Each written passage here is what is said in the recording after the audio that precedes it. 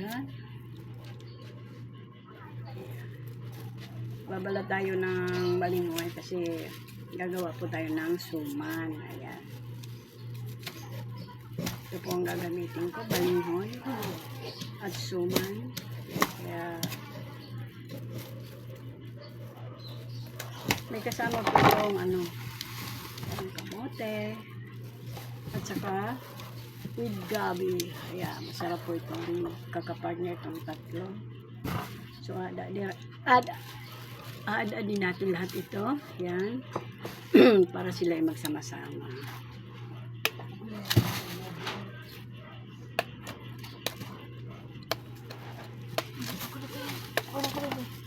Dapat tapan ka na lang ng mag-vlog. Kung ka dito tuyo. Ito lang naman makita ka. Apat na piraso nga lang po ang nabili kong balinghoy. Pero pag pinagsama-sama naman po yan, tatlo marami na po ito.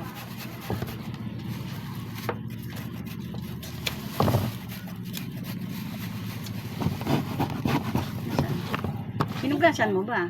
Hugasan mo muna bago mo adarin.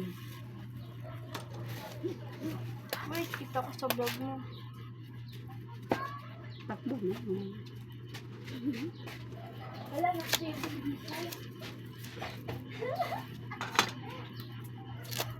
Napakainit ng ating at pawisin na po ako. Ayan.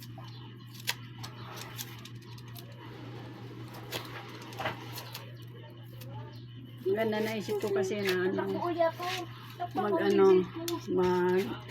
suman. Yan. Mas naisip ko magsuman kaysa magginataan. Kasi matagal na po akong hindi ulit may dapat may lagayan kasi nakakagawa ng suman. So, ngayon lang po ulit.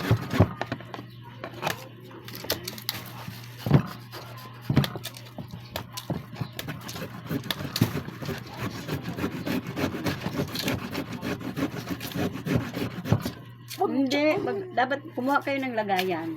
Kumuha ka daw na tupperware, anak. Yung ice cream stick to sa tabi ni Papa Ato. Lagyan mo ng tubig, nini. Tulong-tulong kaming tatlo. Ang dalawang Marias ko. Yeah. Sabi ko para matuto din sila.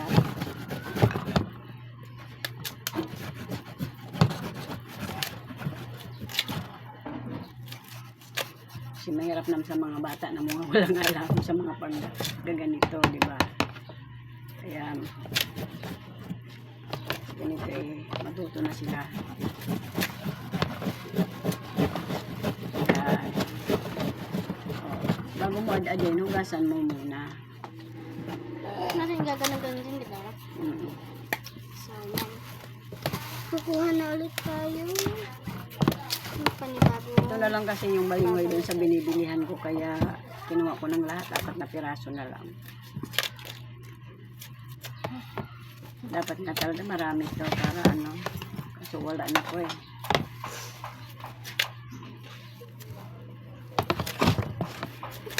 Ang kasama naman tumala. Hugasan mo muna bago Hindi, yung ad-adan mo. Oo, malinis na yung hugasan ko. Ayan, mga idol, hanggang dito na lang ating videos for today. So makikita nyo na po ito pagtutuna. Ayan, bye bye po.